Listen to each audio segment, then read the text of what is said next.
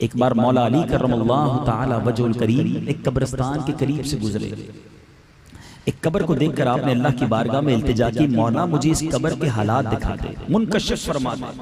قبر کے حالات آپ کو دکھائے گئے، آپ نے دیکھا کہ اس قبر میں مردے کو آگ میں الٹ پلٹ کیا جا رہا ہے، وہ چیخ رہا ہے مردہ۔ آپ نے اللہ کی بارگاہ میں ہاتھ اٹھائے، مولا اس کے اس عذاب کو دور کر دے۔ دعا کرنے والا کون ہے؟ شیر خدا مولا کائنات حضرت علی کرم اللہ تعالی وجہ الکریم۔ ارشاد ہوتا ہے اے علی آپ اس کی سفارش نہ کریں۔ عرض کی مولا اس کی کیا وجہ ہے؟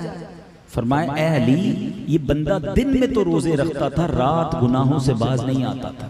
سوچئے رمضان میں روزہ رکھ کر گناہ کرنے والے کا یہ عالم ہے، تو جو روزہ ہی نہیں رکھتا اس کا کیا عالم ہوگا؟ ہم ایک تصویر کا رخ دیکھتے ہیں کہ بڑا مبارک مہینہ ہے، بڑی جناب برکتیں ہیں، بہت اچھی بات ہے، لیکن جو لوگ اس کو آرڈنری لے رہے ہیں، رمضان میں بھی عادت ہے، دیکھیں نا چاند نظر آیا تو ایسا تو نہیں کہ جس کی جھوٹ بولنے کی عادت تھی وہ ختم ہو گئی، بدنگاہی کی عادت تھی وہ ختم ہو گئی، غیبت کرنے کی عادت تھی وہ ختم ہو گئی، وہ عادتیں تو باقی ہیں نا۔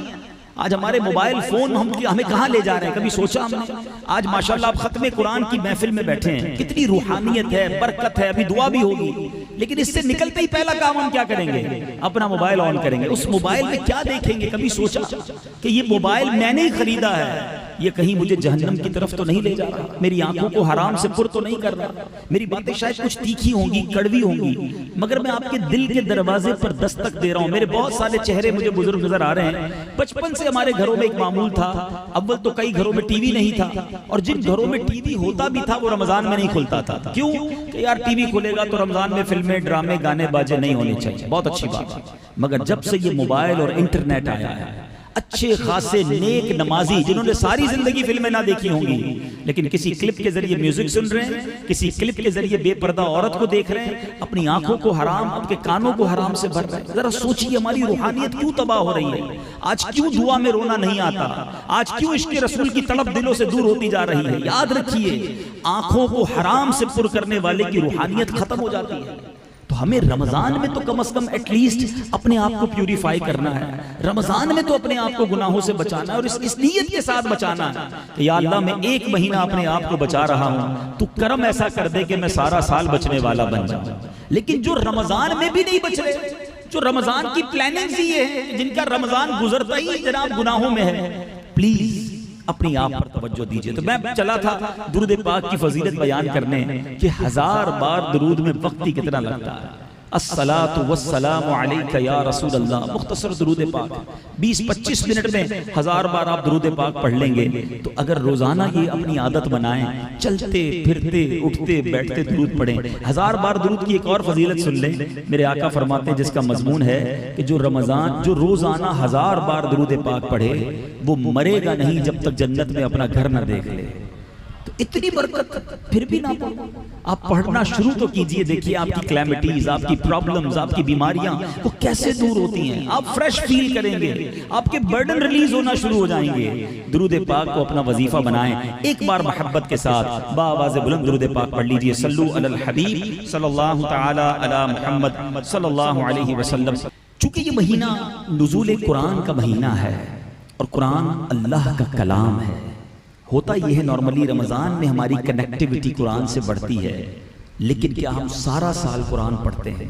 ذرا سوچئے، ابھی موبائل ہی کی میں بات کر رہا تھا تو ہمارے کئی سافٹ ویئر وہ ہوتے ہیں جو ہم دن میں کئی بار آن لائن کرتے ہیں، مگر قرآن فقط رمضان میں آن لائن ہوتا ہے، اور کئیوں کا رمضان میں بھی آن لائن نہیں ہوتا، باقی 11 منتھ آف لائن رہتے ہیں۔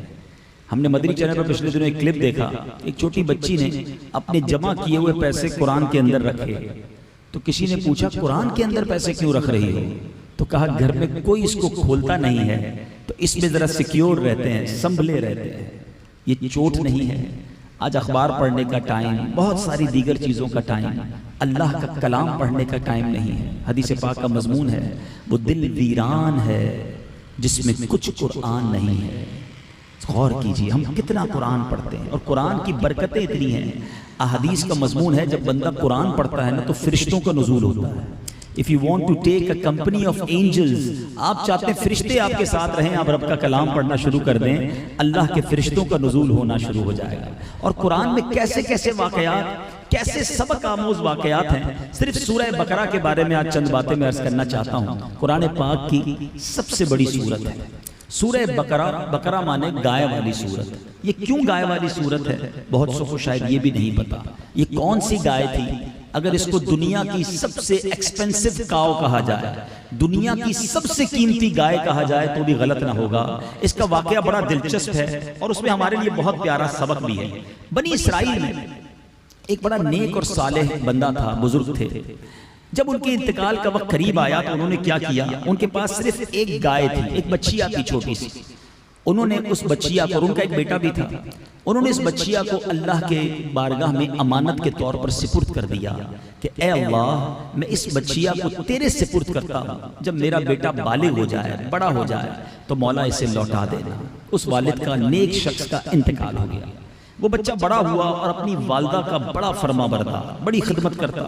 رات کے 3 حصے کیے, ایک حصے میں آرام کرتا, ایک حصے میں عبادت کرتا اور ایک حصے میں اپنی ماں کی خدمت کرتا.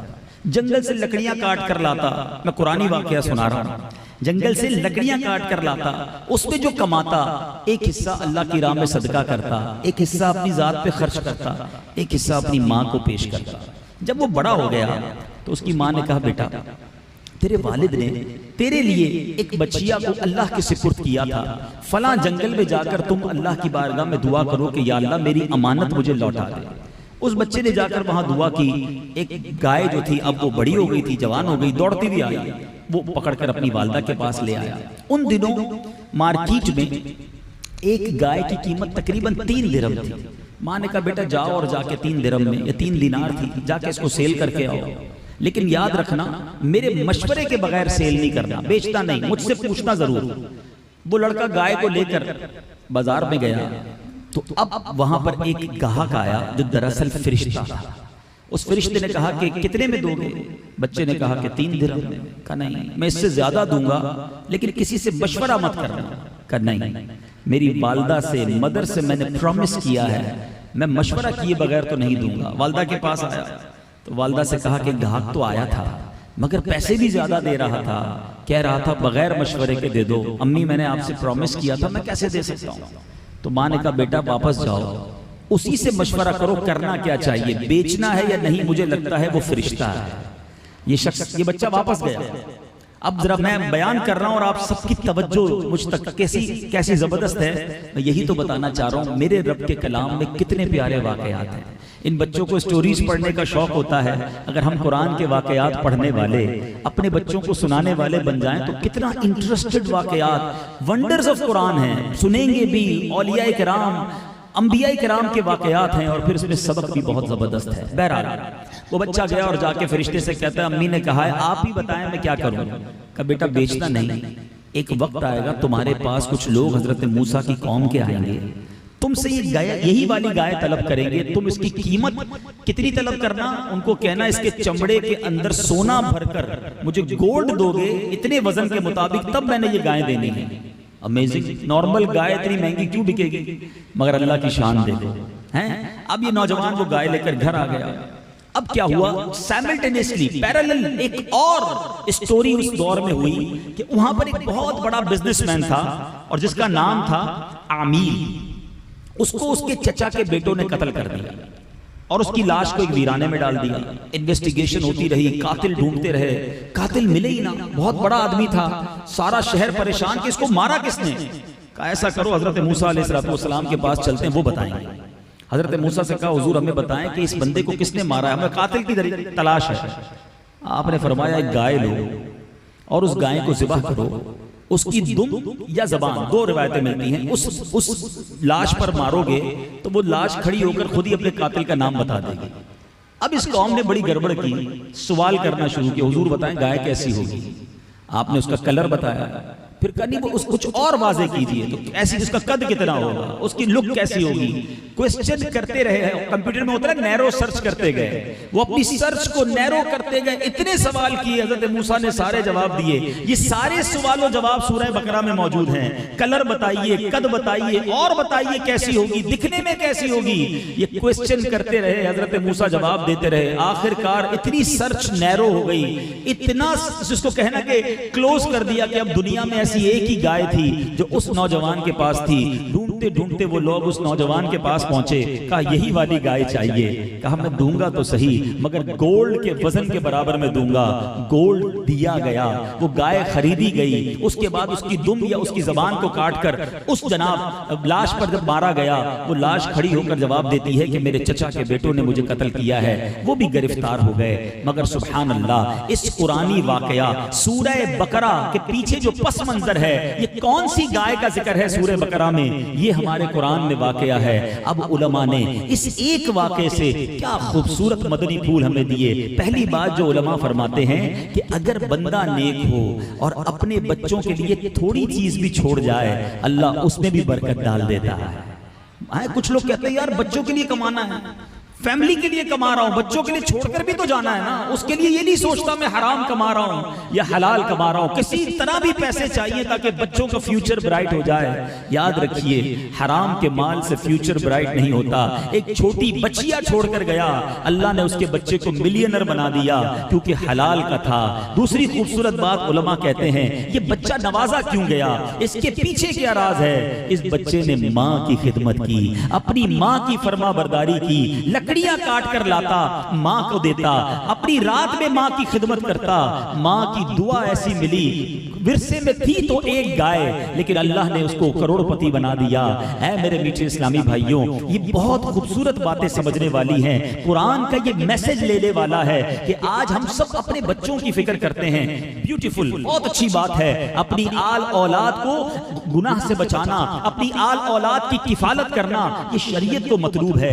मगर गलती हम कहां कर जाते हैं कि फैमिली को खुश करने के लिए अल्लाह को नाराज कर देते हैं, बच्चों की ख्वाहिशों के लिए अपने रब को नाराज कर देते हैं। इस बात की तमीज उठा देते हैं कि मैं जो कमा रहा हूं ये हलाल है या हराम है। यहां मैं दोनों तरफ के लोगों को मैसेज देना चाहूंगा।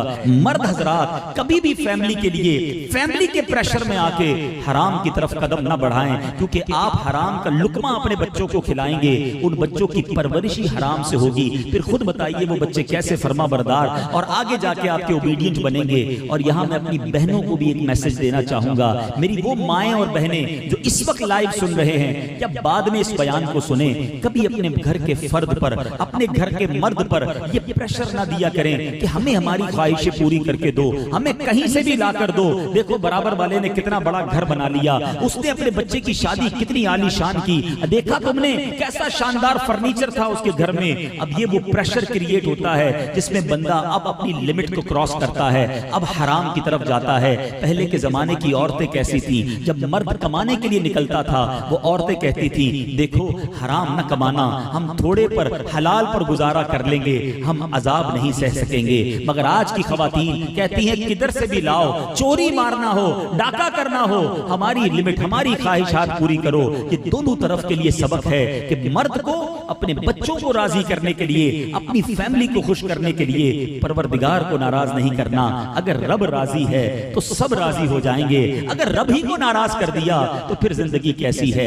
और दूसरी अहम बात, बहुत सारे यंगस्टर्स बैठे हैं, कुरान का ये वाकया वालिदैन के अदब का दर्स देता है। सुभान अल्लाह, ये वो नेमत है मीठे इस्लामी भाइयों, जिनके वालिदैन हयात हैं, उनकी दुआएं लीजिए, उनकी बरकतें लूटिए। आप दुनिया में बहुत सारी नेकियां करते हैं, मगर माँ बाप तो वो अजीम हस्ती हैं। प्यारे आका फरमाते हैं जिसका मजमून है जो बच्चा मोहब्बत के साथ, फकत with the gauge of love, जरा समझिएगा, मोहब्बत के साथ जो बच्चा अपने वालिदैन को देखता है, अल्लाह उसे हज्ज मबरूर का सवाब अता फरमाता है, हज्ज मकबूल का सवाब अता फरमाता है। एक सहाबी रसूल ने शानदार क्वेश्चन किया, या रसूल अल्लाह, वालिदैन तो घर में होते हैं, अगर कोई 100 बार माँ बाप को देख ले, माँ बाप को तो बार बार देख सकता है। प्यारे आका ने क्या फरमाया, अल्लाह अकबर व अतयब, अल्लाह बहुत बड़ा और पाक है, कोई 100 बार देखे अल्लाह 100 हज का सवाब अता फरमाता है। अरे ये वो नेमत है जिनको देखने से हज का सवाब है, तो खिदमत का आलम क्या होगा। लेकिन आज प्रॉब्लम यह है, माँ बाप मौजूद हैं लेकिन उनके लिए टाइम नहीं है। आज आधी रात को दोस्त फोन करे, यार मेरी गाड़ी खराब हो गई है, अरे किधर हो बताओ मैं अभी आता हूँ। आधी रात को दोस्त के लिए आप अवेलेबल हैं। आपके ऑफिस में कस्टमर आता है, आपकी दुकान पे कोई ग्राहक आता है, क्या अंदाज होता है, माशाल्लाह कैसे हैं आप, बैठिए बैठिए, मैं चाय पिलाऊं आपको, अच्छा पानी तो पियेंगे ना, अच्छा एक जूस तो पीना पड़ेगा, और सुनाए खाना खाया कि नहीं। بہت اچھی بات ہے، میں نہیں کہتا نہیں کرنا چاہیے، ہر انسان کو خوش اخلاق ہونا چاہیے، مگر سوال میرا یہ ہے کبھی یہی انداز میں نے اپنے والد کے ساتھ اپنایا کہ ابو جی آپ کو میں پانی پلاؤں، میں کچھ آپ کو کھانا پیش کروں، آپ کے جوتے میں اتار دوں، پنکھا تھوڑا آپ کی طرف کر دوں؟ والد بچے کو آواز دیتا رہ جاتا ہے اور بچہ کہتا ہے آج میرے پاس ٹائم نہیں ہے۔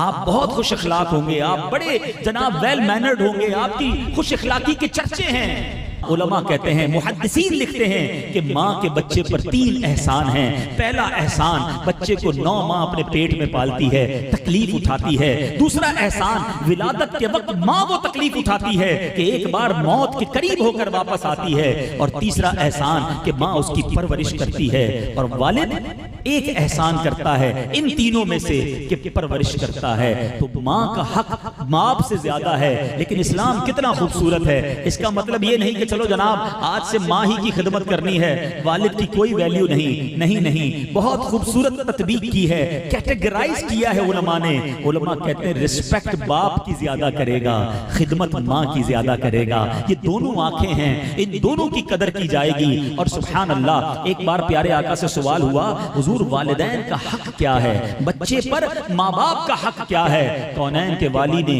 ایک جملے میں بات سمجھا دی۔ آقا فرماتے ماں باپ ہی تیری جنت ہے، ماں باپ ہی تیری دوزخ ہے۔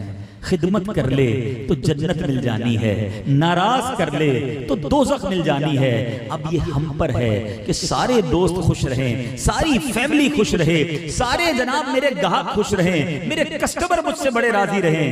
پہلے سوچو کہ ماں باپ خوش رہیں، یہ راضی ہیں تو رب راضی ہیں، انہیں نہ ستانا۔ علماء نے ادب لکھا کہ بچہ باپ کے ساتھ کیسے رہے، فرمایا بیٹا باپ کے ساتھ ایسا بیہیو کرے جیسے بیٹا غلام ہے اور باپ آقا ہے۔ غلام جس طرح آقا کی خدمت کے لیے ہر وقت تیار رہتا ہے، ایسا بیٹے پر ضروری ہے کہ وہ والد کے سامنے رہے۔ مگر آج بدقسمتی یہ ہے کہ باپ بیٹے کا غلام نظر آتا ہے، ریکویسٹ کرتا ہے بوڑھا باپ کہ بیٹا میرے لیے کچھ دوائی لے آ، بیٹا میرا یہ کام کر دے، اور بیٹا کہتا ہے ابو میرے پاس ٹائم نہیں ہے۔ خدا کے واسطے ایسا نہ کرنا، اور گناہوں کی سزا تو مرنے کے بعد ملنی ہے۔ والدین کی نافرمانی وہ گناہ ہے جس کی سزا دنیا میں دکھائی جاتی ہے۔ کئی بچے اپنے ماں باپ کی نافرمانی کرتے ہیں اور بعد میں انہی کی اولاد ان کی نافرمانی کرتی نظر آتی ہے۔ تو خدارا آپ اس بات کو آج پکا سچا سبق لے کر جائیے، پوچھو ان سے جن کی ماں نہیں ہے، پوچھو ان سے جن کا والد نہیں ہے۔ جب تک ماں تھی اس نے بنا کے رکھا، جب تک والد کا سایہ تھا فیملی جڑی رہی۔ سوچو ماں باپ کو تنگ کیا جاتا ہے، آج بچے کہتے ہیں ماں آپ کو سمجھ نہیں آتی، بوڑھی ہو گئی ہو۔ والد صاحب آپ بیکورڈ اور آکورڈ باتیں کرتے ہیں، آپ کو اب نہیں پتا زمانہ کدھر چلا گیا۔ ان سے اس طرح بات کرتے ہو کہ جب ہمیں بولنا بھی نہیں آتا تھا وہ ہماری بات سمجھ جاتے تھے۔ بچہ روتا تھا تو ماں کو پتا چل جاتا ہے کہ پیٹ میں درد ہے یا اسے کسی اور چیز کی ضرورت ہے، اور ماں کو بیٹا بڑا ہو کر یہ کہتا ہے آپ کو سمجھ نہیں آتی۔ یہ بدتمیزی کبھی نہ کرنا، قرآن کہتا ہے اف نہ کہنا۔ آج شاؤٹ کیا جاتا ہے، آج ماں باپ کو برا بھلا کہا جاتا ہے۔ ایسا نہ ہو کہ بربادی مقدر ہو جائے۔ جس طرح میں نے شروع میں ایک حدیث پاک سنائی تھی کہ پیارے آقا نے آمین کہا تھا دعا پر، اسی حدیث کا ایک جز یہ بھی ہے کہ آقا نے فرمایا جبریل امین نے یہ بھی دعا کی کہ جو اپنے ماں باپ کو بڑھاپے میں پائے اور ان کی خدمت کر کے جنت نہ حاصل کر لے وہ بھی برباد ہو جائے۔ اور آقا نے اس پر بھی آمین کہی ہے، اے میرے وہ بچوں جن کے ماں باپ حیات ہیں، خدارا ان کی تعظیم کرو۔ اچھا ہوتا کیا ہے، ماں باپ بوڑھے ہو جاتے ہیں تو کچھ پرابلم ہو جاتی ہے، چڑچڑا ہو جاتا ہے انسان۔ جب بوڑھا ہوتا ہے بوڑھا اور بچہ ایک جیسا ہو جاتا ہے، انڈرسٹینڈنگ پرابلم ہو جاتی ہے، لسننگ پاور کم ہو جاتا ہے، اونچا سننے لگتے ہیں۔ آپ کو بعض اوقات 2-3 بار بات ریپیٹ کرنی پڑتی ہے۔ ناراض ہو کے نہیں کرنا، ابو بار بار بتاتا ہوں سنتے ہی نہیں ہیں، آپ کو سمجھ کیوں نہیں آتی؟ کبھی یہ مت کہنا۔ ایک بار ایک ماں نے اپنے بیٹے کو کہا بیٹا مجھے آواز آ رہی ہے کہیں سے، تو بیٹا کہتا ہے امی جان نہیں کوئی آواز نہیں آ رہی۔ کہا نہیں بیٹا مجھے آواز آ رہی ہے۔ ارے ماں آپ کو غلطی ہو گئی ہے، کوئی آواز نہیں آ رہی۔ ماں چپ ہو گئی، تھوڑی دیر بعد کہتی نہیں بیٹا مجھے ابھی بھی آواز آ رہی ہے۔ اب بیٹا شاؤٹ کرنے لگا، ارے ماں کمال کرتی ہو، بتا رہا ہوں کوئی آواز نہیں ہے، خامہ خواہ مجھے تنگ کر رہی ہو، اب دیکھ نہیں رہی بیزی ہوں میں۔ اب ماں مسکرائی اور کہا بیٹا ذرا یہ سامنے ایک باکس پڑا ہے ذرا اسے کھولنا۔ بیٹے نے وہ باکس کھولا، اس کے اندر ایک پرانی سی بک پڑی تھی، بیٹا وہ لے کر آؤ. وہ بیٹا لے کر آیا، اس میں تصویریں تھیں جیسے اے فار ایپل، بی فار بنانا، اس طرح اس زمانے کی ایک پکچر، ایک بک تھی. کہا بیٹا یہ ذرا بک دینا. ماں نے ایک پیپر کھولا اور کہا بیٹا یہ جو تصویر ہے نا، بچپن میں تم نے مجھ سے 70 ٹائمز 70 بار یہی سوال بار بار پوچھا، امی یہ کیا ہے؟ میں تیرا گال چومتی اور تجھے بتاتی بیٹا یہ سیب ہے. تو نے دوبارہ پوچھا تھوڑی دیر بعد، امی یہ کیا ہے؟ میں پھر تجھے چومتی اور کہتی بیٹا یہ سیب ہے. 70 بار تو نے پوچھا، میں راضی ہوتی رہی کہ میرا بیٹا مجھ سے بات کر رہا ہے. میں نے 3 بار تجھ سے ایک بات پوچھ لی تو تجھے برا لگ گیا. سوچو میٹھے اسلامی بھائی، اگر ماں باپ بوڑھے ہیں نا، میں بڑی امپورٹنٹ بات کرنے جا رہا ہوں، بڑے بڑے بزنس مین بیٹھے ہیں. ہماری ایک بہت بڑی غلطی پتہ ہے کیا ہے؟ ہم اپنے ماں باپ کے پاس جا کر بھی اپنی بزنس کی باتیں کر رہے ہوتے ہیں. ایک تو موبائل جان نہیں چھوڑتا، دوسرا انہیں جا کر بھی بتا رہے ہوتے ہیں کہ فیکٹری میں بڑا برڈن ہے، آج کل بڑا سیزن آیا ہوا ہے، آج کل میری یہ شپمنٹ گئی ہے. ارے ماں باپ کو شپمنٹ کا کیا کام ہے؟ ان کو سافٹ ویئر سے کیا لگے؟ آپ ادھر جائیں، ان سے وہ بات کریں جو وہ کرنا چاہتے ہیں. بعض اوقات ماں باپ آپ کو ایک ہی سٹوری بار بار سنائیں گے، اپنی بہن کی، اپنے والد کی، اپنے کسی خاندان کی. ان کو اچھا لگتا ہے، ان سے ان کے مطلب کی باتیں کریں نا. اگر آپ واقعی دل جیتنا چاہتے ہیں نا ماں باپ کا، جا کر کے امی وہ آپ بتاتی تھی نا وہ آپ کی بہن کا واقعہ ذرا دوبارہ سنائیں، وہ بڑے شوق سے آپ کو سنائیں گے. یہی ان کی دل جوئی ہے، یہی ان کی ٹائم کا اچھا اسپینڈ ہے کہ ان کی پسند کی باتیں کریں. وہاں جا کر بھی ہم اپنی پسند کی باتیں کر رہے ہوتے ہیں. ایسا نہ کریں. خدا کی قسم شاید میری باتیں ابھی سمجھ نہ آئیں، لیکن جس دن یہ چلے گئے نا، اس دن ایک ایک بات یاد آئے گی کہ میں نے کتنی خدمت کی، میں نے کتنی دعائیں لی. آپ پریشان ہیں نا، اگر آپ میں سے میرا کوئی بھائی کاروباری مشکل میں ہے، آپ میں سے میرا کوئی بھائی اگر بیمار ہے، کسی بھی ٹینشن میں ہو، آپ ہمیں کہتے ہو، بزرگوں کو کہتے ہیں دعا کرنے کے لیے اچھی بات ہے، مگر جس کی ماں ہے نا، ارے اس کی جا کر قدموں پہ بیٹھ کر دعا لے. اگر ماں کے دل سے دعا نکل گئی نا، یہ عرش تک جاتی ہے. دیکھو ایک تو یہ ہے کہ میں کہوں امی دعا کر دے، ابو دعا کر دے، یہ اور ہے. خدمت اتنی کرو کہ مجھے کہنا نہ پڑے، ان کے دل سے دعا نکلے. اور جس دن ماں کے دل سے دعا نکل گئی نا، آپ کی ساری پرابلمز، آپ کی ساری پریشانیاں، آپ کی ساری بزنس کی ڈیفیکلٹیز ماں کی ایک دعا نے حل کر دینی ہے. حضرت موسیٰ کلیم اللہ علیہ نبینا علیہ السلام، مرتبہ تو جانتے ہو نا، اولو العزم رسولوں میں ان کا شمار ہوتا ہے. اللہ سے عرض کی مولا میرا جنت میں پڑوسی کون ہے؟ کہا موسیٰ تیرا جنت میں پڑوسی ایک کسائی ہے. کلیم اللہ کا پڑوسی کسائی؟ کہ یا اللہ میں ملنا چاہتا ہوں اس کسائی سے. ایڈریس بتایا گیا، طویل واقعہ. حضرت موسیٰ وہاں پہنچے، دیکھا ایک بڑا غریب سا کسائی تھا، مگر اس کے 2 بوڑھے ماں باپ ہیں. وہ کرتا کیا تھا؟ اپنے منہ میں نوالے چبا چبا کر اپنے ماں باپ کو کھلاتا تھا. حضرت موسیٰ اس کے گھر میں داخل ہوئے، ان کے ماں باپ کا انتقال ہو گیا. اس نوجوان کو حضرت موسیٰ نے انٹروڈیوس نہیں کروایا تھا کہ میں موسیٰ ہوں، کہ حضور آپ ہی حضرت موسیٰ ہیں. حضرت موسیٰ کہتے ہیں کہ تمہیں کیسے پتا چلا؟ کہ میرے ماں باپ ہمیشہ دعا کرتے تھے کہ یا اللہ ہمیں جب تک موت نہ دینا جب تک حضرت موسیٰ کا دیدار نہ کر لیں. میرے ماں باپ نے آپ کو دیکھا ہے اور ان کا انتقال ہو گیا ہے. کہاں بیٹا میں ہی موسیٰ ہوں. اور بھی کوئی دعا دیتے تھے؟ کہاں جب بھی کھانا کھلاتا تھا ماں باپ یہ دعا دیتے تھے یا اللہ ہمارے بیٹے کو جنت میں موسیٰ کا پڑوسی بنا دینا. حضرت موسیٰ کہتے ہیں بیٹا تمہارے ماں باپ کی دعا قبول ہو گئی ہے، تم ہی جنت میں میرے پڑوسی ہو. ارے ماں کی دعا کسائی کو حضرت موسیٰ کا جنت میں پڑوسی بنا دے، پھر کون سی مشکل باقی رہتی ہے؟ ایک اور روایت میں آتا ہے حضرت موسیٰ کوہ طور پر جاتے تھے اللہ کی بارگاہ میں. ایک بار آپ تشریف لے گئے تو ارشاد ہوا اے موسیٰ آپ سنبھل کے بات کرنا. عرض کی مولا پہلے بھی کئی بار آیا تیری بارگاہ میں بات کرنے، کلام کرنے. فرمایا اے موسیٰ جب تو پہلے آتا تھا تیرے پیچھے ماں کی دعائیں تھیں، اب تیری ماں نہیں ہے، وہ دعائیں نہیں ہیں میرے ساتھ. اللہ اکبر. اگر ماں ہے تو لے لو نا دعائیں، کر لو خدمت. یہ اگر بوڑھے ہو گئے، ایک عجیب بات مجھے سمجھ نہیں آتی، 2 ماں باپ سے 10 بچے سنبھل جاتے ہیں، مگر آج کے 10 بچوں سے مل کر 2 ماں باپ نہیں سنبھلتے. انہیں برڈن فیل کرتے ہو، انہیں اپنی پرائیویسی بریک کرنے کا سبب سمجھتے ہو. کبھی نہ سمجھنا. بلکہ جو بڑے ہیں نا، میں ان کو بھی ایک درس دینا چاہتا ہوں. اگر آپ کے ماں باپ حیات ہیں اور آپ بچوں والے ہیں، اپنے بچوں کے سامنے اپنے ماں باپ کے ہاتھ چومیں. آپ بڑے ہو گئے کوئی بات نہیں، آپ خود دادا بن گئے، خود نانا بن گئے، اگر آپ کے ماں باپ حیات ہیں آپ اپنے بچوں کے سامنے ان کی ایسی خدمت کرو.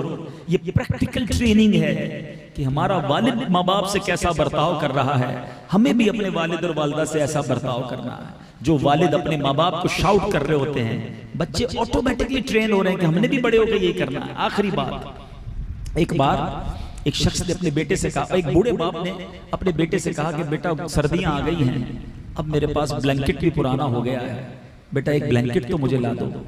تو اب باپ نے اپنے بیٹے سے کہا، چھوٹے بیٹے سے یعنی اس کے پوتے سے کہا کہ بیٹا جاؤ دادا جان کے لیے سٹور سے ایک بلینکٹ نکال کے لاؤ. تو بیٹا گیا اور کافی دیر لگا دی، واپس آیا تو بلینکٹ بیچ سے کٹا ہوا پھٹا ہوا تھا. کہا بیٹا یہ کیا کر کے لایا؟ کہا ابو جان میں آدھا کاٹ کے لایا ہوں. کہا کیوں؟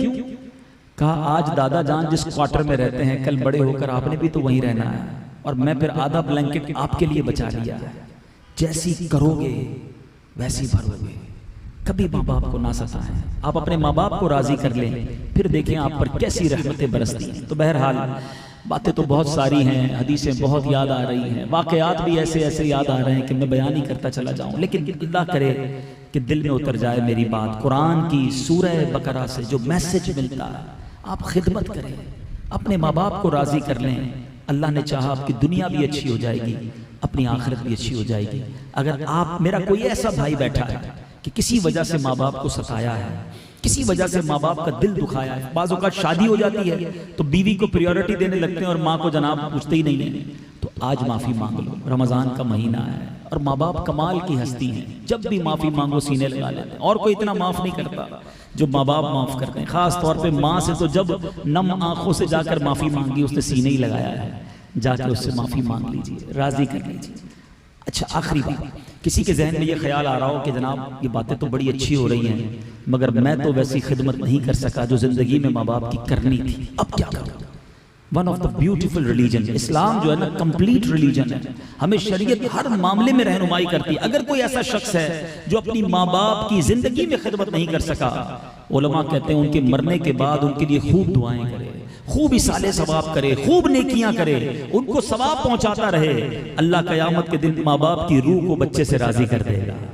مرنے کے بعد تو انہیں نفع پہنچا ہونا، بدقسمتی تو یہ ہے کہ ان کے مرنے کے بعد بھی بچہ گناہ کر رہا ہے اور ان کے لیے تکلیف کا باعث بن رہا ہے. یاد رکھو اولاد کے نامہ اعمال والدین کی بارگاہ میں پیش کیے جاتے ہیں، تو خوب نیکیاں کریں. ان کی قبر پر جا کر سورہ یاسین ہر جمعے کو پڑھیں، اللہ تعالیٰ بچے کی مغفرت کر دیتا ہے. یعنی ماں باپ کی قبر پر ہم جائیں، انہیں تو ثواب ملتا ہی ملتا ہے، پڑھنے والے کا بھی کام بن جاتا ہے. کیا کمال کی ہستی ہیں، زندگی میں دیکھا تو حج کا ثواب، مرنے کے بعد قبر کی زیارت کی تو بھی مغفرت کی برکت ہے. پھر کیوں ان ہستیوں کی قدر نہ کریں؟ اللہ تعالیٰ جن کے ماں باپ حیات ہیں ان کو درازی عمر بالخیر عطا فرمائے. جن کے ماں باپ یا ماں باپ میں سے کوئی ایک دنیا سے چلے گئے، اللہ ان کی قبر کو جنت کا باغ بنائے اور ہمیں اپنے والدین کے لیے خوب ایصال ثواب کرتے رہنے کی توفیق عطا فرمائے. نبی پاک علیہ الصلوۃ والسلام کا رمضان میں ایک اور خوبصورت کام، میرے آقا رمضان میں خوب سخاوت فرماتے. احادیث کا مضمون ہے دریائے سخاوت ایسے چلتا تھا جیسے تیز آندھی چلتی ہے. تو اے میرے میٹھے اسلامی بھائیوں، یہ مہینہ ہے سخاوت کا، یہ مہینہ ہے راہ خدا میں خرچ کرنے کا. ہمیں بعض اوقات یہ خیال آتا ہے کہ یار زکوٰۃ کیلکولیٹ کر کے پوری دے دی، صرف زکوٰۃ کا کیوں سوچتے ہیں؟ اللہ دیے جا رہا ہے اور اگر آپ کے سامنے اپارچونٹی ہے اور آپ خرچ کرتے جائیے. بخاری اور مسلم کی حدیث ہے خرچ کرو تم پر خرچ کیا جائے گا. ایک اور حدیث پاک ہے گن گن کر خرچ نہ کرو ورنہ رب کریم بھی تمہیں گن گن کر عطا فرمائے گا. دیتے رہیے اللہ کی راہ میں، صدقہ دینے سے مال کم نہیں ہوتا اور یہ مہینہ خاص بانٹنے کا مہینہ ہے. اچھا خرچ کس پر کریں؟ سب سے پہلا حق وہ آپ کے اپنے غریب رشتہ داروں کا ہے. احادیث کا مضمون ہے کہ بندہ اگر قرابت داروں کو، رشتہ داروں کو صدقہ یا زکوٰۃ دیتا ہے، اگر وہ مستحق ہیں تو ڈبل ثواب ملتا ہے، دگنا ثواب ملتا ہے. اس کے بعد آپ اپنے غریب مسلمان پڑوسیوں کو دیکھ لیں. اور اس کے بعد ایک اپیل میں بھی کرنا چاہوں گا، عاشقان رسول کی مدنی تحریک دعوت اسلامی جو دنیا بھر میں سنتوں کی خدمت کر رہی ہے، دعوت اسلامی سال کی 600 سے زیادہ مسجدیں بنا رہی ہے آل اراؤنڈ دا ورلڈ. دنیا کے کونے کونے میں الحمدللہ دارالعلوم بن رہے ہیں جس میں علماء پروڈیوس ہو رہے ہیں. میرے ساتھ آج مبلغ دعوت اسلامی یو کے سے آئے ہیں. یو کے میں الحمدللہ دعوت اسلامی کے 45 مراکز کا مبیش بن گئے، وہاں کے بچے بھی علماء اور حافظ قرآن بن رہے ہیں۔ دعوت اسلامی کے 2700 سے زیادہ مدرسے ہیں، اور آپ کو جان کر خوشی ہوگی اب تک 74,000 سے زیادہ حافظ قرآن بن چکے ہیں، 2 لاکھ سے زیادہ بچے ناظرہ قرآن پاک ختم کر چکے ہیں، اور ہزاروں علماء بن رہے ہیں، اور دنیا بھر میں غیر مسلم مسلمان ہو رہے ہیں۔ ماشاءاللہ جمیل ڈاکٹر صاحب بیٹھے ہیں، ساری دنیا میں ٹریول کرتے ہیں، کئی ملکوں میں الحمدللہ چرچ خرید کر، مندر خرید کر، پبز اور جوئے خانے اور شراب خانے خرید کر اللہ کی رحمت سے اس کو مسجدوں میں کنورٹ کیا ہے، اور یہ سفر آگے کی طرف جاری ہے۔ مدنی چینل کی بات کریں، آج تک تو بچپن سے یہ بات سنتے آئے تھے، ٹی وی دیکھو گے تو خراب ہو جاؤ گے، یہ ایک ایسا اللہ نے مدنی چینل عطا کیا ہے جس کو دیکھ کر غیر مسلم مسلمان ہو رہے ہیں، بے نمازی نمازی بن رہے ہیں، شرابی شراب چھوڑ رہے ہیں، بے پردہ عورتیں با پردہ بن رہی ہیں۔ تو یہ ریولوشن ہے اللہ کی رحمت سے جو ساری دنیا میں آ رہا ہے۔ پہلے اردو میں مدنی چینل شروع ہوا، اب ڈیمانڈ آئی یورپی ممالک سے، ہمارے بچے اردو نہیں سمجھتے، انگلش میں مدنی چینل الگ شروع کیا گیا۔ بنگلہ دیش میں جب لوگوں نے دیکھا، انہوں نے کہا ہمیں اردو سمجھ نہیں آتی، بنگلہ زبان میں مدنی چینل شروع ہو گیا۔